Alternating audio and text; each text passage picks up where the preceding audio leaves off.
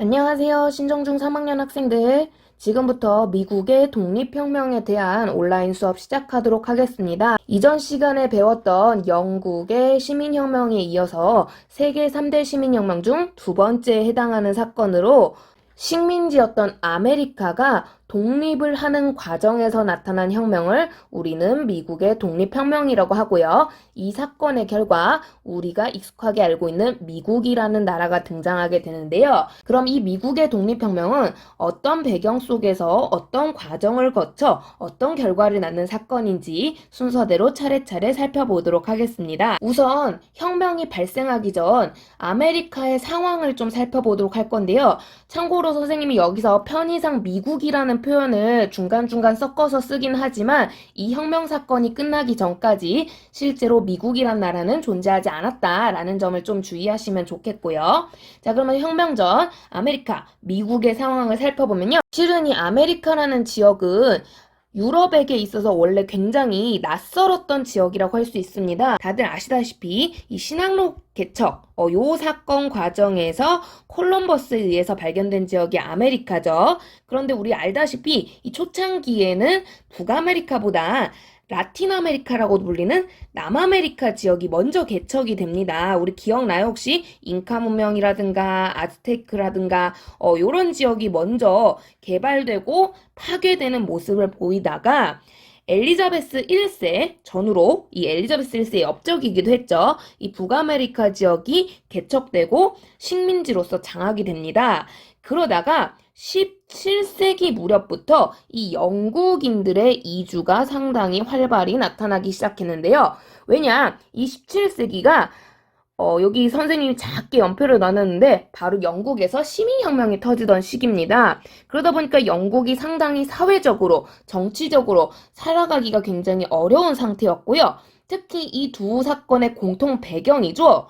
종교적인 탄압이 굉장히 강했던 시기였기 때문에 이 종교적 탄압으로 특히나 가장 피해가 컸던 청교도인들을 중심으로 해서 이주해오는 사람들이 점점점 늘어나요. 근데 이 이주해온 지역이 이 북아메리카 전 지역 중에서도 대서양 루트를 타고 오다 보니까 아메리카 동부 지역, 이 교과서에도 있지만 동부 연안 지역에 주로 정착을 하게 되고요.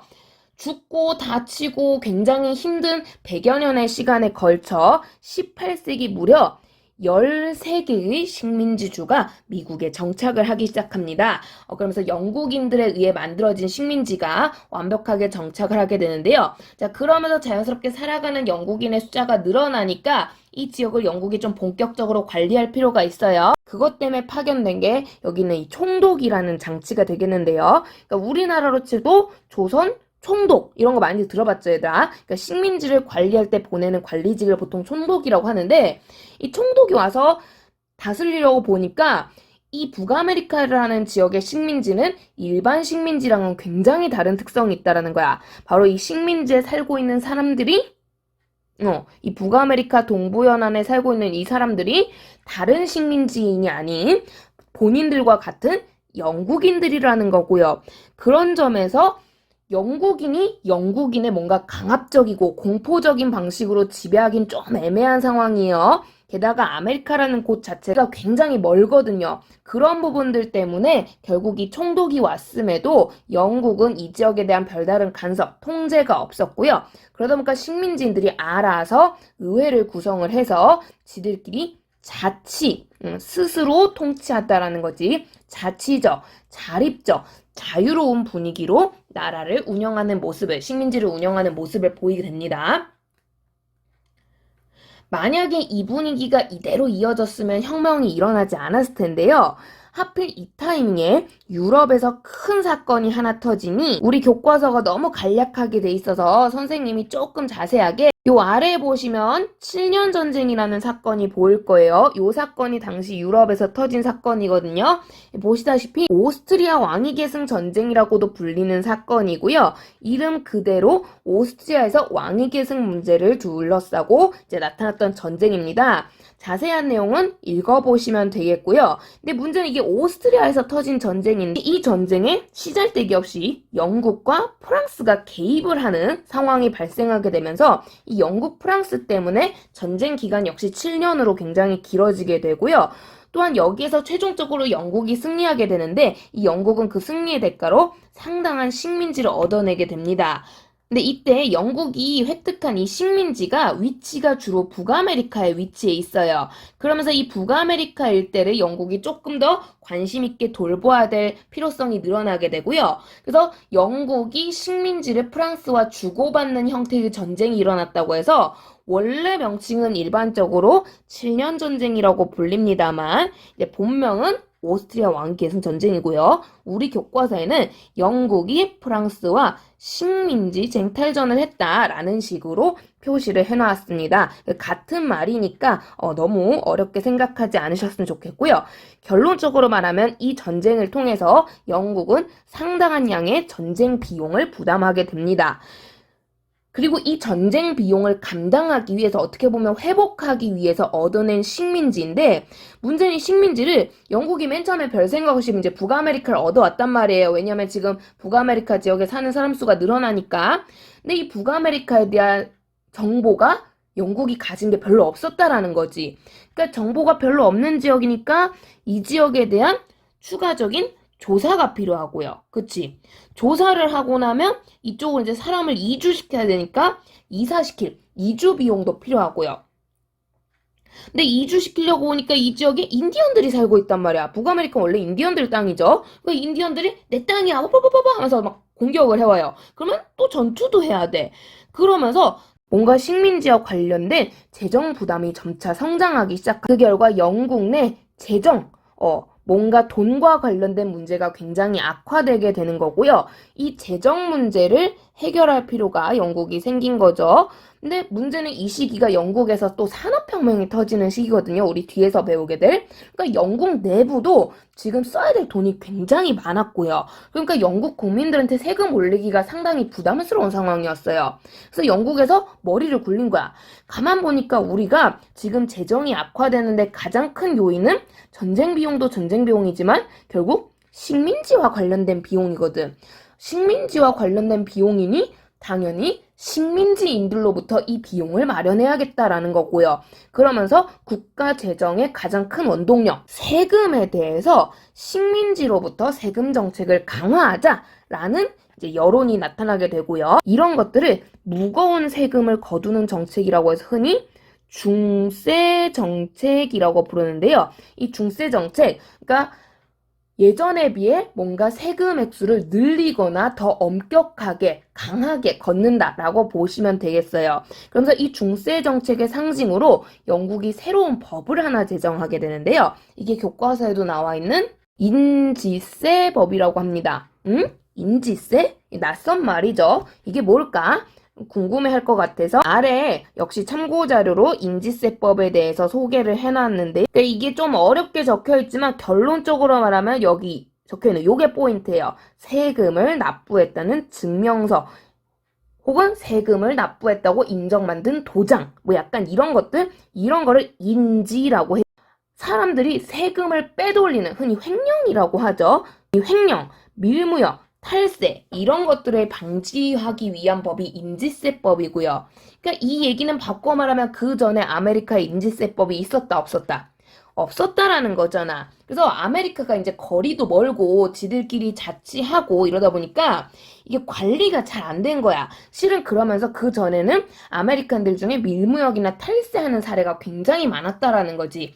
이것만 제대로 걸어도 세금이 많이 늘어나겠다라는 생각에 이제 영국에서 실시하게 된 게 인지세법이고요. 이거는 영국 본국 자체도 실시하고 있던 어떻게 보면 너무 당연한 인지상정의 법이라고 볼 수 있는 거죠. 오늘날도 우리도 세금 횡령하면 철컹철컹 잡혀 세금이라는 건 당연히 국가에 납부해야 되는 의무의 하나다 보니까 이게 너무 강압적이다라고 볼 수 있는 장치는 솔직히 아니라고 보는데요. 근데 문제는 당시 식민지인 입장에서는 어쨌든 이전에 제대로 내지 않아도 냈던 세금을 이제는 낸다. 이 자체가 굉장히 좀 폭력적이고 강압적이고 우리에게 굉장히 간섭한다고 느껴질 수 있는 거고요. 앞에서도 말했지만 이 식민지들은 지들끼리 의회 구성해서 지들끼리 자립적으로 살아가던 사람들이거든요.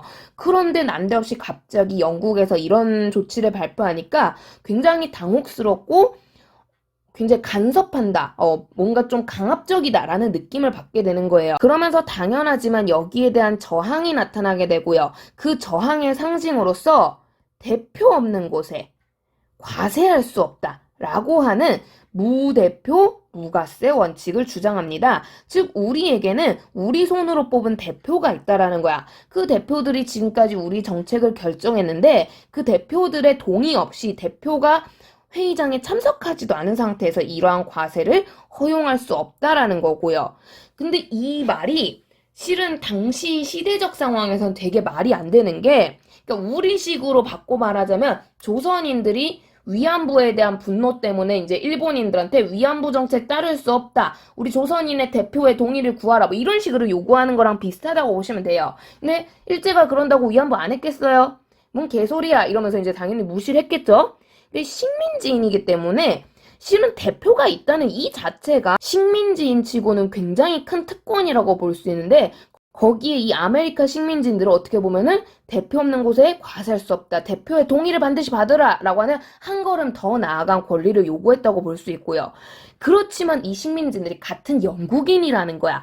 그런 점에서 영국에서 이 주장을 그냥 무시하지 않고, 그래 뭐 니네도 당혹스러울 수 있겠다 하면서 그 거리도 멀어서 솔직히 감시하기도 힘들어 하면서 이 주장을 어느 정도 수용을 하게 됩니다. 그래서 이전에 있던 대부분의 모든 세금의 폐지를 결정하는데요. 단 하나, 이것만큼은 니네가 양보해줘 하면서 내라고 강요를 한 게 있으니 바로 차세입니다. 이 차세 할 때 차를 띠띠빵빵 카로 해석하시면 안 되고요. 티, 이제 마시는 차인 거죠. 그러니까 영국은 지금도 티타임이라고 해가지고 이 티 문화가 굉장히 강한 나라거든요. 바꿔 말하면 그래서 영국과 관련된 지역, 영국 자체가 굉장히 차에 대한 수입 수출량이 어마무시합니다. 이 양이 엄청났기 때문에 이것만 세금을 걷어도 영국 입장에서는 그닥 손해보는 일이 아니었거든요. 그래서 나머지 니네 요구대로 다 폐지해 줄 테니까 차만큼은 내라 라고 얘기를 하는데요. 그렇지만 식민지인 입장에서는 아니 우리가 배제, 대표 없는 곳에 과세할 수 없다 요구하자마자 영국에서 대부분 세금을 없애줬단 말이야. 그 얘기는 우리가 조금만 더 강하게 저항을 하면 왠지 차세도 없어질 것 같아 라는 느낌이 들었다는 거고요. 그래서 상징적으로 우리는 차세조차도 용납할 수 없다라는 걸 보여주는 행동을 하게 되는데요. 그 내용이 우리 교과서에 굉장히 잘 나와 있어요. 보시면 바로 이 부분인데요. 이 부분. 여기 보시면 선생님이 이제 중요한 부분은 밑줄을 이미 그어놨죠. 1773년 11월 28일 원주민, 이 인디언입니다. 인디언으로 변장한 아메리카 식민지들이 하필 어느 항구에 정박한, 그치, 보스턴 항구에 정박한 동인도 회사, 우리 영국의 회사인 거 알고 있죠? 이 소유 선박의 배에 있는 이 홍차 상자를 바다에 던져버린 사건. 그래서 이 사건 일명 보스턴 차 사건이라고 불리는 사건인데요. 자, 이 사건으로 확실하게 이 영국의 그냥 회사도 아닌 동인도 회사, 식민지랑 관련된 아주 중요한 회사죠. 이 회사의 배를 습격함으로써 정말 강력하게 차세에 저항하는 모습을 보여준 사건인데요. 문제는 이 사건이 이 식민지들도 영국이 좀 화날 수도 있겠다라는 생각을 한 것 같아요. 그래서 일부러 인디언 복장을 하고 들어가는데 다음날 바로 걸려요. 왜냐하면 잡힌 사람의 얼굴이 흰색에 파란 눈이었거든요. 인디언하고 애초에 인종이 다른 거죠. 바로 걸려버리는 바람에 오히려 더 영국이 분노하게 만든 사건입니다. 결국 이 사건을 계기로 분노했던 영국은 아니 우리가 오냐 해주니까 이 식민지들이 우리가 얼마나 무서운지 모르네. 실은 이때 영국은 슬슬 해가 지지 않는 나라 이런 별명을 얻게 되면서 거의 세계 최강대국으로 거듭나고 있었거든요. 앞서 7년 전쟁에서도 그랬지만 영국이 참여한 전쟁 중에 영국이 진 적이 없어요.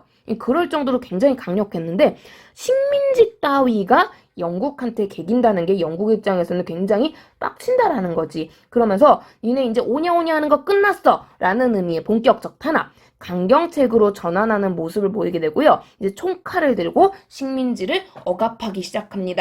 결국 이전까지는 뭔가 경제적, 외교적, 어쨌든 일종의 말다툼이라고 볼 수 있었던 식민지와 영국의 갈등이 본격적인 유혈 사태, 무력적인 충돌이 되는 거고요. 이렇게 이제 유혈 사태가 터지니까 우리는 이 타이밍부터 이제 혁명의 시작점이구나라고 많이 평가를 해요. 그래서 이 보스턴 차 사건부터는 지금 보시면 알겠지만 전개 과정에 들어가는 혁명의 시작점이 되는 거고요. 이 부분에 대해서 식민지들도 가만히 있어서는 안 되겠죠. 여기에 대한 대책으로 이 식민지들이 회의를 개최합니다. 아메리카 대륙에 모여있는 13개 식민지가 모두 모였다고 해서 이 회의에 대륙 회의가 되겠고요. 첫 번째 회의니까 당연히 1차 회의가 되는 것이겠죠. 그래서 13개 식민지 대표가 필라델피아, 우리 스파이더맨 영화에서도 잠깐 나왔던 지역인데 요 지역에 모여서 뭔가 어떤 식으로 저항해야 될지, 어떤 식으로 영국과 대립해야 될지 이 부분에 대해서 결정을 하는데요. 주의하셔야 될 게 요 회의 때까지만 해도 식민지들은 혁명을 결정했지 독립혁명을 결정한 것은 아닙니다. 주의하세요. 왜냐하면 요때까지만 해도 이 식민지들은 스스로 자기를 어느 나라 사람이라고 생각을 하느냐? 영국인이라고 생각을 해요. 그러니까 내가 영국인인데 영국의 독립을 할 필요는 없겠죠? 그러니까 나는 영국이란 나라도 좋아하고 영국 국왕도 사랑하지만 이 영국 의회 혹은 영국 정부가 내놓았던 정책이 마음에 안 드는 거야. 바로 세금 정책이. 그 세금 정책에 대해서 뭔가 부정하고 거기에 대한 억압에서 벗어나기 위한 그러한 혁명인 거야. 그러니까 영국에서 예전에 왕의 전제 정치에 이제 거부하면서 청교도 혁명, 명예혁명을 일으켰던 것처럼 우리 역시 영국 정부의 그러한 압제로부터 벗어나려는 것이지 영국 자체로부터 독립을 하겠다는 의사는 아니에요. 그러면서 우린 같은 영국인이니까 뭔가 이제 외교적으로 어떻게든 설득을 하고 뭐 이렇게 좀 대립을 완화시키면 이 사태가 나아지겠지라고 생각을 하는데 문제는 이렇게 이제 대처를 식민지에서 하려고 하는데도 영국과의 무력 충돌이 멈추지 않습니다. 영국 군인들이 굉장히 강하게 탄압을 하기 시작해요. 그러자 이제 식민지에서도 왜 영국 군인들이 우리 같은 영국인인 우리를 공격을 이렇게 할까? 의문점이 생기기 시작한다는 거야. 이해됩니까? 그래서 뭔가 좀 이상해 하는 이제 생각이 들기 시작하고요. 이 타이밍에 식민지인들의 아픔을 껴안는 뭔가 이 식민지의 아픔에 한 방을 날리는 아주 유명한 인간의 책이 하나 나와요. 이 아픔을 담은 책이라 그런가? 이 사람의 이름이 페인이야. 바로 토마스 페인이라는 사람의 업적이 되겠고요. 이 토마스 페인이 47쪽짜리 아주 작은 책자 상식이라는 책을 발표를 하게 됩니다. 그래서 이 상식에서 굉장히 엄청난 발언을 하게 되는데요. 그러니까 모든 인간은 평등하고 모든 인간은 자유로울 권리가 있다라는 게 우리의 상식이야. 그리고 심지어 우리가 같은 영국인이라면 분명히 대등한 존재이고 자유와 평등의 권리를 보장받아야 돼. 그런데 지금 영국의 행동을 봐봐. 우리를 같은 영국인으로 취급하고 있니? 우리를 같은 영국인으로 취급한다면 우리에게 저런 말도 안 되는 정책을 강요하고 무력으로 우리를 탄압할까? 이러면서 우리의 지금까지의 상식, 우리는 영국인이다 라는 상식 자체가 잘못돼 있었다라는 거야. 왜냐? 우리 할아버지, 우리 할머니 세대야. 물론 영국에서 건너오셨으니까 영국인이 맞겠지. 하지만 우리 아버지를 거쳐 내 세대로 오면서 영국과 입는 것, 먹는 것, 살아가는 방식, 모든 것들이 달라졌다라는 거야. 하물며 언어조차도 같은 영어인 줄 알아? 아니야. 우리 미국식 영어, 영국식 영어 다르거든요. 언어도 어느 순간 바뀌어버렸다고. 이런 상황에서 우리가 무슨 영국인이야. 우리는 그냥 아메리카인인 거야. 라고 하면서 우리는 그냥 아메리카인이니까 영국에게서 독립을 할 필요가 있다라는 거지. 그동안 왜 영국이 우리를 다르게 대하지? 라는 식민지들의 아픔과 의문에 해소를, 이제 해결책을 준 거지. 그러면서, 그렇구나. 우리는 영국과 다른 존재였구나. 우리는 이제 독립을 해야 되는 거구나. 라는 방향성을 인지하게 된 거고요. 그 방향성에 맞게 다시 회의를 여는 거예요. 바로 무슨 회의를? 대륙회의를 여는 거야. 근데 두 번째 회의니까 2차 대륙회의인 거고요. 이 2차 대륙회의부터 이제 본격적으로 독립전쟁, 독립혁명에 대해서 이야기를 나누게 됩니다.